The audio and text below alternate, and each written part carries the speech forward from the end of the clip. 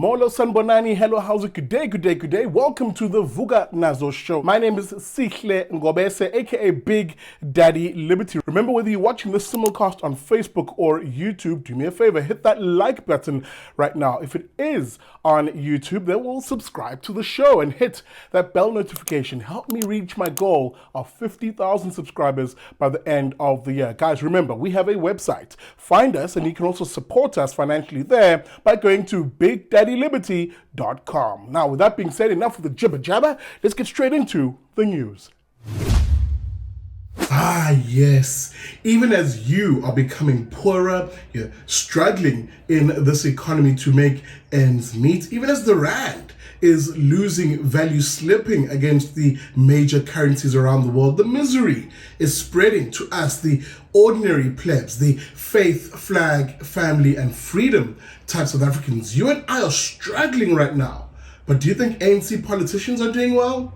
No. Actually, what I'm referring to is councillors, the ANC councillors in the eThekwini municipality. Now, eThekwini municipality is a metro. It's a massive facility with venues and infrastructure all over the city. However, even with all of that billions of rands of infrastructure in place, the councillors claim, well, they don't have a place to have meetings in, so they want to rent a particular fancy schmancy lounge that costs as much as 16,000 rand per day to hold, quote, strategic meetings. Oh, these people.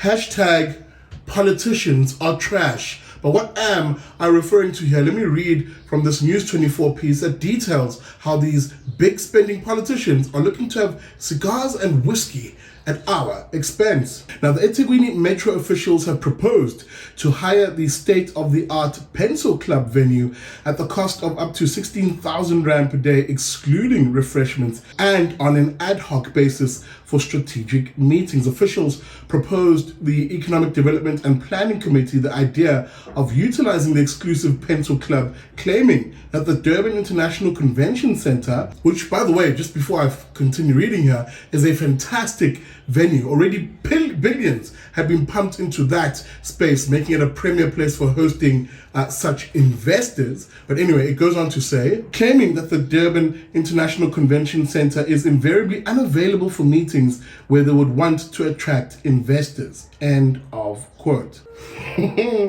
How is it not available if you're able to pre-plan everything and make a booking like everybody else? And given that these are city officials, there shouldn't be something that is difficult even for them to be able to pull off. But again, it got interesting for me because at least there is some opposition to it, both from the Democratic Alliance and their councillor A1 Sakile Mngadi, and of course the Inkatha Freedom Party as an opposition party, that's the IFP, and their councillor Umncedisi Nxumalo, both opposed to this idea, and rightly citing the fact that Durbanites are going through a rough time. We're barely making ends meet, and these ANC councillors want to splash out.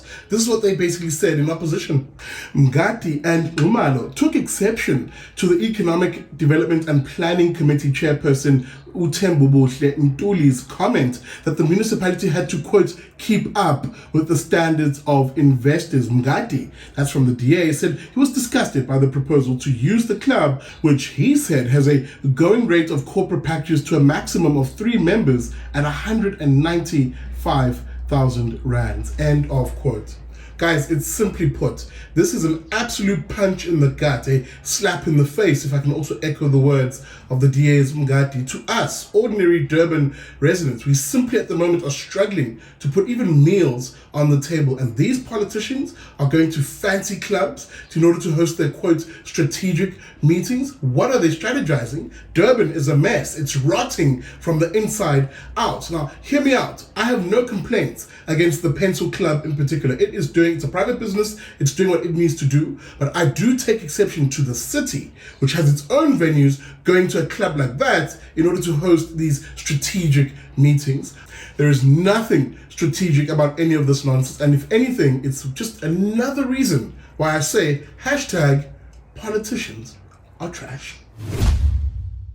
All right, that's it for this episode of Vuka Nazo. Please, hey, let me know what you think about this particular matter. Leave a comment, whether you're watching on Facebook or on YouTube. The most important thing you can do is to, yes, hit that like button, but more importantly, share the stream. Please share it widely. With that being said, if you're looking to support the work that we're doing here, and it's the advocacy work in particular, then please consider contributing to the show. How do you do that? Find a payment method that suits you at our website. That's at bigdaddyliberty.com. Now, if you like any of the stories that we covered here, the links are in the descriptor. With that being said, thank you for watching. I'll see you on the next episode of the Vuka Nazo Show.